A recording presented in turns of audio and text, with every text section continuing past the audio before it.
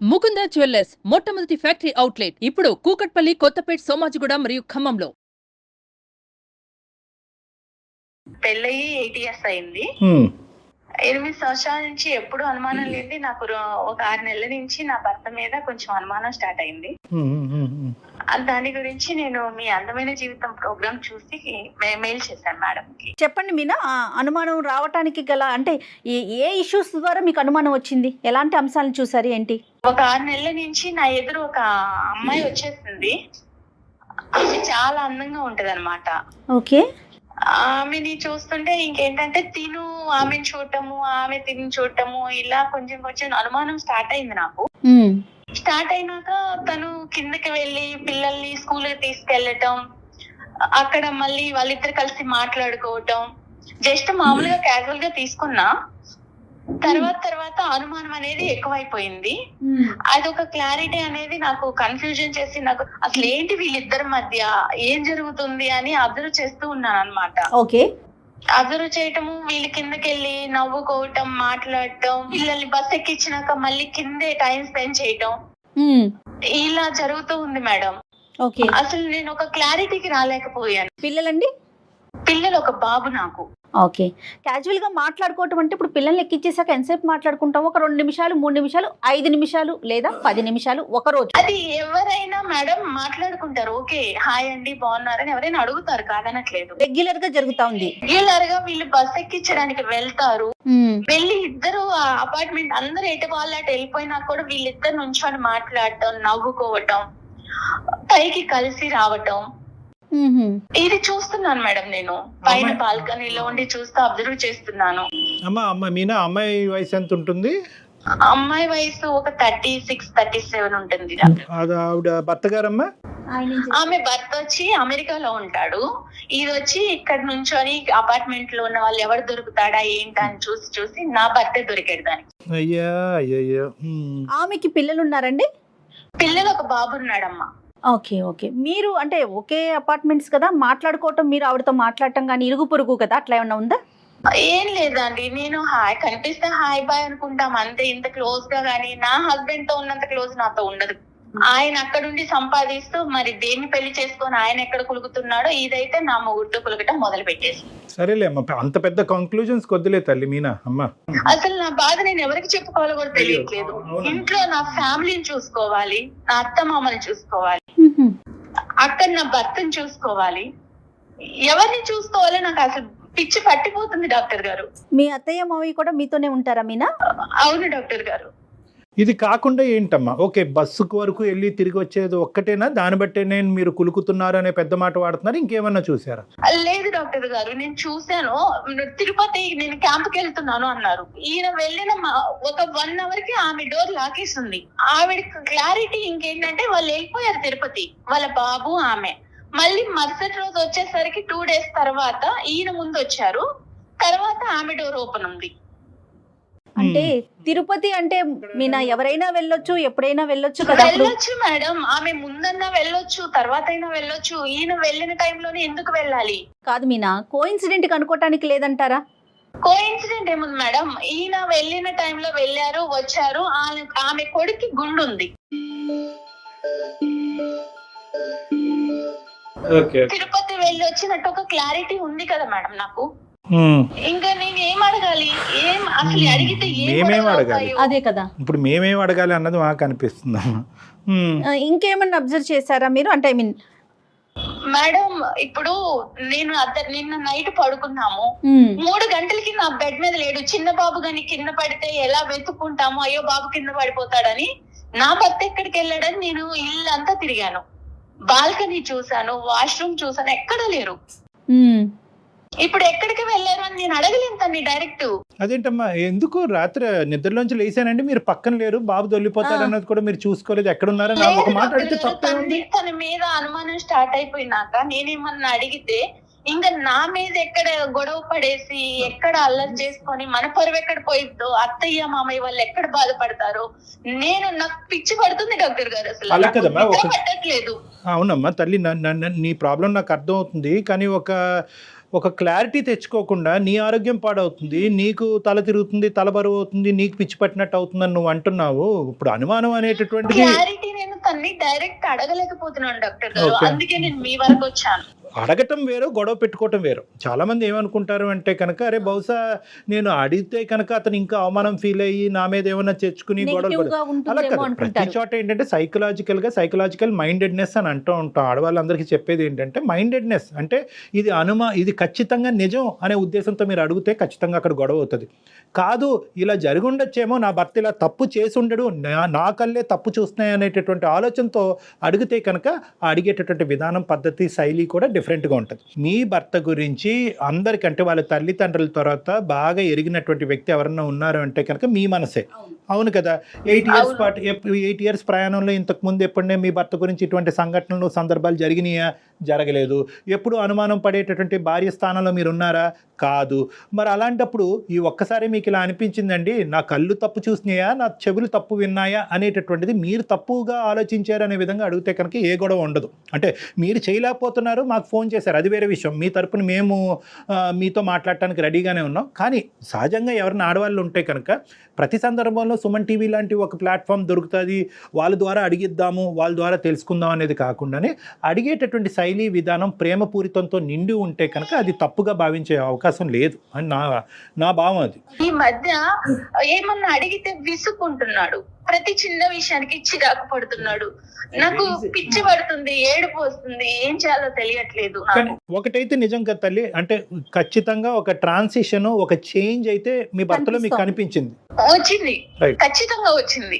నాకైతే తనని అడగాలని ఉంది డాక్టర్ గారు, నా తల బద్దలైపోతుంది అసలు. కంపల్సరీ నాకు అసలు తన్ని అడిగితే ఎక్కడ ఇష్యూస్ అయ్యి ఎక్కడ Right. గొడవలు అవుతాయో, నేను ఇంత ప్రేమించాను తిన్ని. బహుశా ఇది అబద్ధమే అవ్వాలని మీ అందరం కోరుకుంటున్నాం. మీ అత్తమామలకి ఏమైనా తెలుసమ్మా?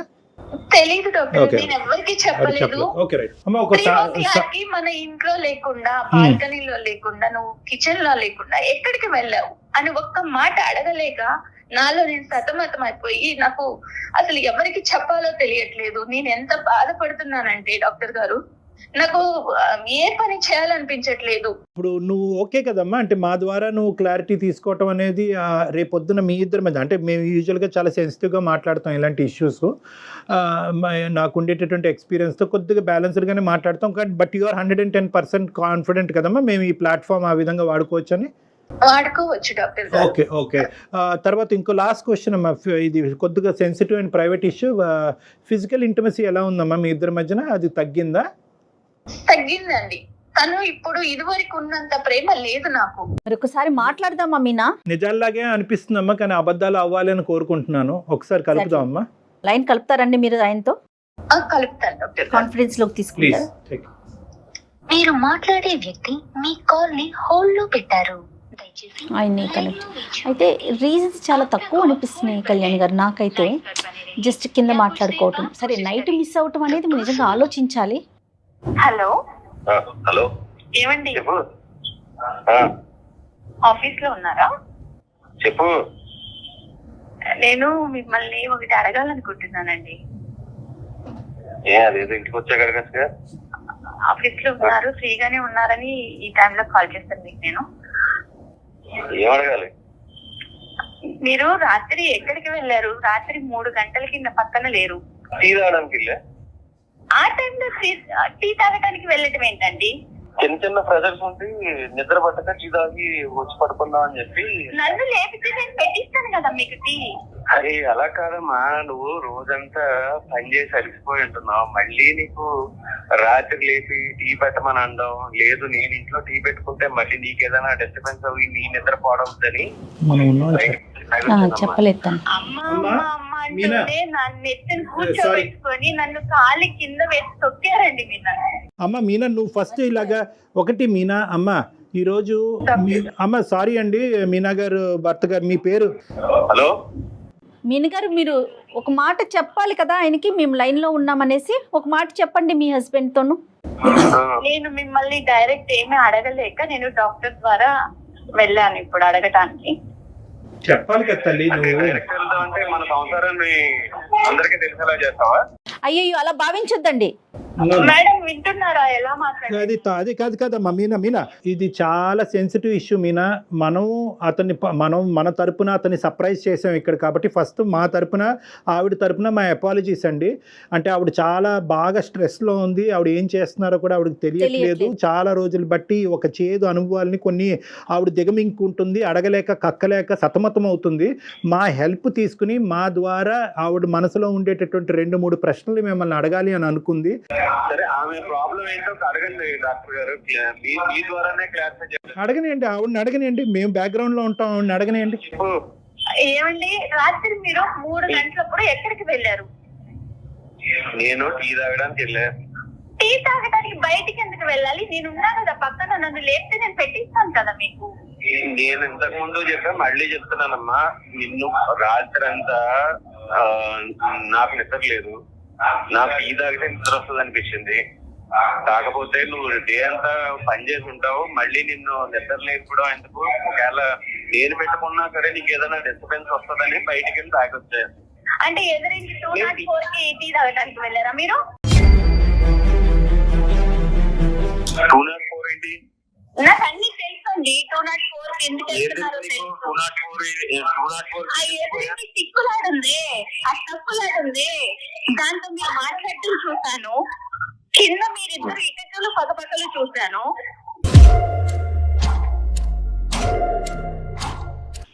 మేమిద్దరం ఏకైకలు పక్కపక్కలు ఇప్పుడు పిల్లల్ని స్కూల్ కి డ్రాప్ చేయడానికి వెళ్ళినాక 15 నిమిషాలకి పైకి వస్తున్నారు మీరు. ఆవిడ మొత్తం అడిగేస్తున్నారు. చెప్పండి సార్.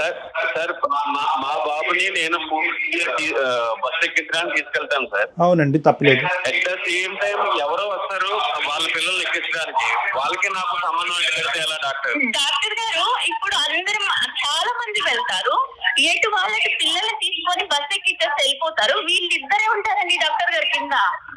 అరే, ఒక కమ్యూనిటీలో ఉండేవాళ్ళు హాయ్ బాయ్ కామగా మాట్లాడుకుంటారు. అవునండి, కమ్యూనిటీలో ఉంటే చాలా మంది మగవాళ్ళు ఉంటారు కదా, ఆవిడతోటి ఎందుకు మాట్లాడాలి మీరు? అతని భావాన్ని చెప్పనివ్వండి, నెంబర్ 1. నెంబర్ 2 ఏంటంటే, మీకు మోస్ట్గా అంటే చాలా క్లోజ్గా ఈ పరిస్థితిని నేను చూడటం వల్ల వాళ్ళిద్దరి మధ్యన సంబంధం ఉంది అనేటటువంటి ఇష్యూ మీ మనసులో ఏదైనా ఉంటే మీ నగర్ అది స్ట్రైట్ ఫార్వర్డ్గా అడగండి.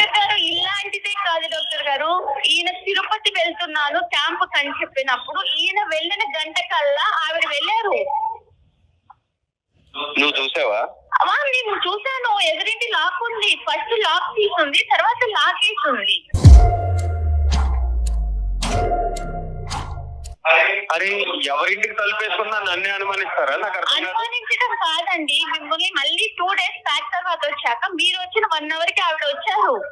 అంటే నేను వచ్చిన 1 అవర్ కి వస్తే మళ్ళీ అవునండి, వాళ్ళ బాబుకి గుండుంది, వాళ్ళు కూడా తిరుపతి వచ్చారని క్లారిటీ ఉంది నాకు. అయ్యో డాక్టర్ గారు, క్లారిటీ ఉంది నాకు, వాళ్ళు తిరుపతి వెళ్ళారు అనని. మమ్మల్ని తీసుకెళ్ళమంటే వెళ్ళలేదు, భార్య భర్తలాగా వెళ్ళి వాళ్ళ బాబుని వేసుకొని తిరుపతి వెళ్ళొచ్చారు. డాక్టర్ గారు, నేను వెళ్ళింది తిరుపతి వెళ్ళిన మాట వాస్తవం. నేను ఆఫీస్ పని మీద వెళ్ళా అంతే తప్ప ఆమె నేను తిరుపతి తీసుకెళ్ళడం ఏంటి డాక్టర్ గారు? ఆవిడ ఉద్దేశంలో ఏంటంటే 2 things, ఓన్లీ 2 things. ఇప్పటి వరకు మా భర్త మీద నాకు 210% గ్యారంటీ ఉందండి, నమ్మకం ఉందండి. ఇంత అభిమానంగా, ఇంత ఆప్యాయతగా, కుటుంబం ఆఫీస్ తప్ప ఇంకో ప్రపంచం తెలియనటువంటి భర్తతో నేను ఎంతో అదృష్టవంతురాలనండి. కానీ ఈ డౌట్ ఏదైతే ఉందో, అంటే దీన్ని కూడా మనం ఎప్రిషియేట్ చేయాలి. ఈ డౌట్ అనేటటువంటిది ఒక అనుమానమైనటువంటి భార్య జీవితాంతం 8 సంవత్సరాలు బట్టి నన్ను అనుమానంతో చంపేస్తుంది అనేటటువంటి భార్య దగ్గర నుంచి రావట్లేదండి.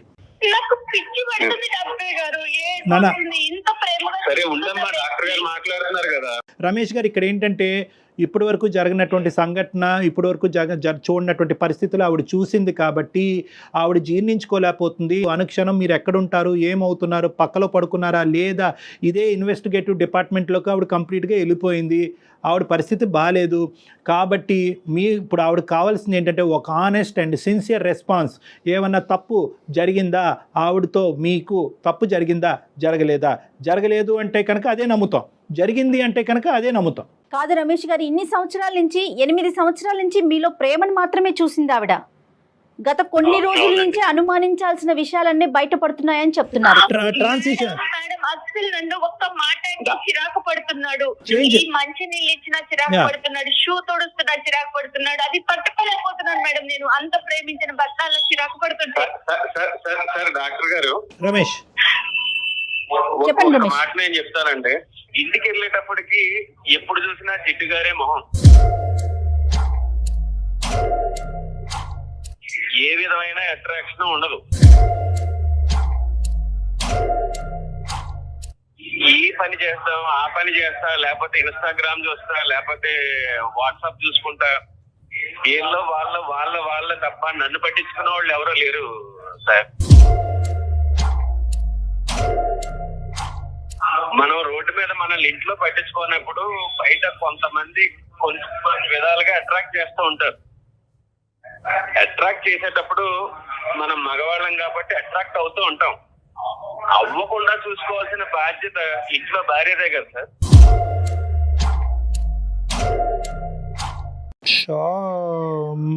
రమేష్ ఆయన వర్షన్ ఆయన చెప్పాడు కదా. ఉండమ్మా మీనా, ఒక్క నిమిషం నీ వర్జన్ చెప్ది గానీ ఏం మాట్లాడుతున్నారు రమేష్ గారు? అసలు మీరు ఇంట్లో మేకప్ వేసుకుని ఉంటారండి ఆడవాళ్ళు. సడన్ గా 8 సంవత్సరాల తర్వాత ఒక భార్య జిడ్డు మొహంతో కనిపిస్తుంది అనే ఫీలింగ్ మీకు వచ్చింది అంటే రమేష్, ఖచ్చితంగా ఇక్కడ జిడ్డు మొహం కంటే అక్కడ ఏదైనా అట్రాక్షన్ ఎక్కువైందా అన్నది మనం ఆలోచించుకోవాలి. ఒక్కసారి మీరు ఆలోచించండి రమేష్, మీరు ఏం మాట్లాడుతున్నారు? మీరు ఫస్ట్ ఆఫ్ ఆల్ ఏంటంటే అక్కడ ఒక అట్రాక్షన్ కనిపించిన తర్వాత ఇక్కడ డిస్ట్రాక్షన్ మొదలైందా, లేదంటే ఇక్కడ ఈ డిస్ట్రాక్షన్ మొదలైన తర్వాత అక్కడ అట్రాక్షన్? ఏదైనా తప్పేలేండి, ముందేంటి వెనకట్లే, కానీ రెండు తప్పులే. డాక్టర్ గారు మీరు చాలా కూల్ గా మాట్లాడుతున్నారండి. నేను ఆయన వర్షన్ వింటే నేను కూల్ గా మాట్లాడలేకపోతున్నాను ఒక ఆడపిల్లగా. పెళ్ళైన కొత్తలో మొహం బాగుంది, ఇప్పుడు పిల్లలు అత్త మామ అందరినీ చూసుకుంటా నీకు పెళ్ళైనప్పటి నుంచి నువ్వు అలాగా ఉన్నావు. నాకు ఇంతకుముందు ఆపర్చునిటీ లేదు, నా మొగుడు అమెరికాలో ఉంటే నేను కూడా దానిలాగే చిప్పులా చిచి అలా మాట్లాడకండి మీనా, అలా మాట్లాడకండి. కాదు మేడం, ఒక ఆడదానిగా మీరు అర్థం చేసుకోండి నా బాధని. నా భర్త ఇంకొక అమ్మాయి చూస్తున్నాడంటే నేను ఓర్చుకోగలుగుతానా? ఒకసారి అతని మనసులో ఉన్న భావాన్ని అంతా కూడా. రమేష్ ఇంకా ఏమన్నా ఉందా రమేష్? ఇంకా అంటే మీ భార్య గురించి 8 సంవత్సరాల పాటు మీరు బయటకు చెప్పలేనటువంటి అంశాలు ఇంకేమైనా ఉన్నాయా? ఏమీ లేదు సార్. ఇంటికి వచ్చేటప్పటికి ఆ జిడ్డు మారే మొహం కాకుండా. దయచేసి ఆ మాట అనకండి రమేష్ ప్లీజ్. Sorry madam. అంటారేంటి మేడం? మా సారీ ఎందుకండి బాబు? అవునండి, మొహం జిడ్డుదారితోనే ఉంటది. అవునండి, పెళ్ళైనప్పుడు ఇప్పుడు ఎందుకు వచ్చింది మీకు? మీ మాటలని తప్పు రమేష్. తప్పు చేశారా? తప్పు జరిగిందా? డాక్టర్ గారు నా వల్ల అవ్వట్లేదు. మీనా సారీ అమ్మా, అది తప్పు అయితే జరిగింది డాక్టర్ గారు. చూడండి డాక్టర్ గారు ఎలా చెప్పుకొని ఒప్పుకున్నాడు. దాని క్లారిటీ అదే చెప్తున్నాను మీకు. తప్పు జరిగింది అనేటటువంటిది సమర్థించుకుంటున్నారా రమేష్? పశ్చాత్తాపం పొందుతున్నారా ఇప్పటికైనా రమేష్? పశ్చాత్తాపమే పొందుతున్నానంట. ఆ అమ్మాయి గుండె పగిలి చచ్చిపోద్దయ్యా. ఆ అమ్మాయిని ఒక పనికిరాని వస్తువులాగా ఇన్ని రోజులు ఆ అమ్మాయిని ఒక టిష్యూ పేపర్ లాగా వాడుకుని ఇప్పుడు సడన్గా టిష్యూ పేపర్కి జిడ్డు పట్టింది కాబట్టి పక్కన పడేస్తున్నాను అనేటటువంటి మాట మాట్లాడుతూ నీకంటే బయట వేరే అట్రాక్షన్ దొరికింది కాబట్టి ఆ అమ్మాయితో నేను కులుకుతున్నాను. సారీ, నేను ఈ మాటలు ఎప్పుడు వాడలేదు. కానీ ఈ విధమైనటువంటి అంశాన్ని సుమన్ టీవీ ద్వారా మేము ఈ బ్రేకింగ్ న్యూస్ ఆ అమ్మాయికి అందించడం అనేది మేము చాలా బాధపడుతున్నాం రమేష్. రమేష్ గారు వేరే రకంగా భావించొద్దు, అసహ్యంగా అనిపిస్తోందండి వినటానికే. డాక్టర్ గారు నేను ఒక్కటే అడుగుతా డాక్టర్ గారు, తను ఇంకా ఫైనల్ గా ఒక్కటే అడగాలనుకుంటున్నాను. చెప్పు నాన్న. చెప్పు. ఏ రోజన్నా నేను మీకు ఏ విషయంలో అయినా తక్కువ చేశానా? లేదు. మరి ఎందుకు జిడ్డు మొహం వచ్చింది? ఈ 8 years లో మీకోసమే కదండి నేను. ఒకటి రమేష్ ఇది చాలా ఇరిటేటింగ్గా ఉంది. ఏమండి మీ భార్యని ఏమండి మీ ఇన్ షర్ట్ బాగా చేసుకోండి, చొక్కా ఇస్త్రీ చేసుకోండి అని చెప్పేటటువంటి ధైర్యం ఆవిడకున్నప్పుడు నువ్వు నీట్గా తయారవు అని అడగటాన్ని అనే హక్కు మీకు లేదా? ఏకంగా అక్రమ సంబంధాలు పెట్టేసుకోవటమేనండి జిడ్డు మొహాలు కనిపిస్తున్నాయి కాబట్టి? ఇంతేనా జీవితం అంటే? ఇంతేనా బంధం అంటేనే? ఇంతేనా పెళ్ళి అంటే? మారదు డాక్టర్ గారు. సార్ ఎలా చెప్తారండి మీరు మారినాలని? మీరు చెప్పి చూసారా? ఏ రోజున నాకు చెప్పారా? మీరు చెప్పేది ఏంటండి? చెప్తే రెడీ అవుతా అమ్మాయి? చెప్తే మీకు కావాల్సినటువంటి విధంగా ఉండదా? ఇంత కష్టాన్ని కొని తెచ్చుకుంటుందా? పెళ్ళైనప్పుడు ఎలా ఉన్నారో, ఒక 8 ఏళ్ళు సంసారం చేసి ఒక పిల్లోడికి తల్లి అయిన తర్వాత కూడా అలానే ఉంటారండి ఆడవాళ్ళు. ఇక్కడ ఎలా ఉంటాము డాక్టర్ గారు? అత్త మామలకి సేవ చేసుకోవాలి, పెద్ద అత్తయ్య. అమ్మాయి సామాన్య గృహిణి ఎలా ఉంటారండి? నేను ఏటో చూసుకుంటాను. అమ్మ ఇలాంటి సంఘర్షణలు జీవితంలో చాలా కామన్. బ్యాడ్ లక్, ఇది బ్యాడ్ లక్ కాదనట్లేదు. కానీ ఈ రోజు నుంచి అయినా కూడా రమేష్లో ఏమైనా మార్పు వచ్చిందా, కనువిప్పు కలిగిందా అనేటటువంటి అంశం అతను తెలుసుకోగలిగితే కనుక ఏ ప్రాబ్లము లేదమ్మా. కాదు నేను చేసినటువంటిది తప్పు కాదు, దీన్ని వెనక అనేటటువంటి తన తప్పుని సమర్థించుకునేటటువంటి తత్వం అతనికి ఉంటే కనుక బహుశా జీవితంలో చాలా కష్టాలు వచ్చే అవకాశం ఉన్నాయి. నేను తప్పు చేశాననే పశ్చాత్తాపం ఉంది. రైట్. మరి ఈ జిడ్డు మొహం ఇవి నీట్గా తయారవలేదు, ఇవన్నీ ఎందుకు వచ్చినాయండి? అంత చక్కగా చేసి ఇంతవరకు మీకు తన జీవితాన్ని త్యాగం చేసేటటువంటి ఒక ఆడదాని గురించి అసలు మీకు నోరు ఎలా వచ్చింది అలా మాట్లాడటం గురించి? నేను తప్పు చేశాను కదా డాక్టర్ గారు, నేను ఇలా ఉంది నా అందాన్ని కూడా నేను మర్చిపోయాను. నేను తప్పు చేశాననేటటువంటి భావంతో బాధపడి ఒక డిఫెన్స్ మెకానిజం ఉపయోగిస్తున్నాడు. ఏంటంటే నేను తప్పు చేశాను కదా, ఆ తప్పుకి ఇదిగో నువ్వే కారణం అని చూపెట్టేటటువంటి ప్రయత్నం చేస్తున్నాడు. కానీ అతనిలో ఒక మంచితనం ఉంది, మార్పు వచ్చేదానికి అవకాశం ఉంది. అతను కేవలం నీ సైడ్ ఏదో చూపెట్టాలి కాబట్టి, అతను తప్పుని సమర్థించుకోవాలి కాబట్టి మాట్లాడేటటువంటి మాటలే. నువ్వు చేసినటువంటి ఇప్పుడు వరకు నువ్వు చేసినటువంటి ఏ కార్యక్రమం కదా మీ అత్తగారికి కానీ మీ భర్తకు కానీ అందరూ సమర్థిస్తారు. మీ భర్త గారికి కూడా బాగా తెలుస్తుంది, రమేష్ కూడా బాగా తెలుస్తుంది. ఫైనల్గా మీరు ఏం చెప్తారు చెప్పండి, మీ ఒపీనియన్ చెప్పండి. మీరు ఏం చేయదలుచుకున్నారు? ఆ అమ్మాయి కాన్ఫిడెన్స్ ఇవ్వండి, ఒక నమ్మకం ఇవ్వండి. ఇక మీదట ఇలాంటి తప్పు అయితే జరగదు. నేను నీకు మాట ఇస్తున్నా, ఇప్పుడున్న మన ఫ్లాట్ సేల్ చేసి వేరే ప్లేస్ కి మనం షిఫ్ట్ అయిపోదాం. మన సొంత ఫ్లాట్ వదులుకొని మనం ఎందుకు వెళ్ళాలి చెప్పండి ఒక్కటి. నో రమేష్, ఇక్కడ ఏంటంటే ఒకటి నిజంగా ఫ్లాట్ మారేటటువంటి అవకాశం ఉంటే కనుక ఖచ్చితంగా that is a good solution for the problem. తను ఏం చెప్పాలనుకుంటున్నారు నాకు తన నోటి వెంట వినాలని నేను మీకు ఫోన్ చేశాను. అదే చెప్పారు మీనా, రమేష్ గారు అదే చెప్తున్నారు మీనా. రమేష్ గారు నాకంటే మించినటువంటి సొల్యూషన్ చెప్పారు. అంటే ఎవరు చెప్పరు, సొంత ఫ్లాట్ అమ్మేసుకుని వేరే దానికి వెళ్ళిపోదామని అన్నారు. డాక్టర్ గారు నేను తన్నేదో బాధ పెట్టాలని నేను అడగాలని కాదు. నాకు ఒక క్లారిటీ, నా మనసు తను నేను ఎంత ఇష్టపడుతున్నానో నాకు తెలుసు, తనకి తెలుసు. అది అర్థమవుతోంది మీనా, అర్థమవుతోంది. కానీ అతను ఇప్పుడు ఇచ్చినటువంటి ప్రామిసెస్లో ఒక సిన్సియారిటీ కనిపిస్తుంది. తప్పు ఒప్పుకున్నాడు, అతను సిన్సియర్గా అతను అపాలజీ అడిగాడు కాబట్టి క్షమించేటటువంటి ధోరణిలోకి నువ్వు రావాలి. నమ్మకంగా మళ్ళీ మీరు ఇద్దరు కూడా హ్యాపీగా ముందుకు ప్రయాణం కొనసాగించాలమ్మా. సరే డాక్టర్ గారు. ఓకేనా? All the best Meena. అతను అడిగాడని కాదు కానీ నీ గురించి కూడా నువ్వు చూసుకో అమ్మా. Okay, compulsory. All the best, good luck అమ్మా. God bless both of you. Ramesh, all the best and thank you for talking to us. Okay అమ్మా, ఓకే మీనా, బాయ్. ఈ అమ్మాయి యొక్క ఫ్లెక్సిబిలిటీని మనం అప్రిషియేట్ చేయాలమ్మా. అట్ ద సేమ్ టైం తప్పు చేసినటువంటి రమేష్ని ఒప్పుకోవటాన్ని కూడా మనం అప్రిషియేట్ చేయాలి. తప్పు చేశాడు, తప్పు చేసినటువంటి వ్యక్తిని ఇంకా ఖండించి తిట్టి పుండి మీద కారం జల్లకుండా అతను లోపల గిల్టీ ఫీల్ అవుతున్నాడు. గిల్టీ ఫీలింగ్ వల్లే బయటకి ఆ మాటలు చెప్తున్నాడు. అతని మనస్సాక్షి కూడా తెలుసు భార్య ఎంత సాక్రిఫైస్ చేస్తుందని. కానీ సమాజానికి ఒక పిక్చర్ ఇస్తే కనుక అతను తప్పును సమర్థించుకోవచ్చు అనే డిఫెన్స్ మెకానిజం ద్వారా అతను బ్లైండ్ గా ముందుకెళ్తున్నాడు. ఏదైనా రియలైజ్ అయ్యాడు. అది చాలా సంతోషం అనిపిస్తోంది ఫస్ట్ టైం అయితే. ఉందమ్మా. Thank you so much Kalyan గారు. నమస్తే.